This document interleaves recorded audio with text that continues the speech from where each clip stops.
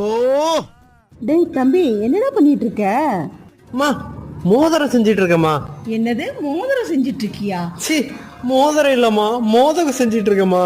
செய்ய நல்லா செய்யு. ஆனா நான் சொல்றத கேட்டுட்டு அதுக்கப்புறம் செய்யு.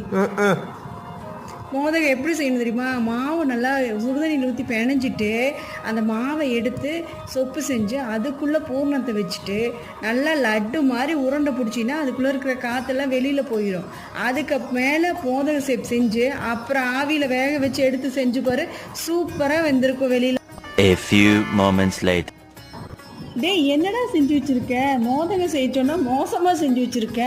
சுற்றிலும் பிச்சுக்கிட்டு வெளியில் வந்துட்டு இருக்குது பாரு. அம்மா, இது வென்டிலேஷன் மோதகமா? அப்படிதான் இருக்கும்.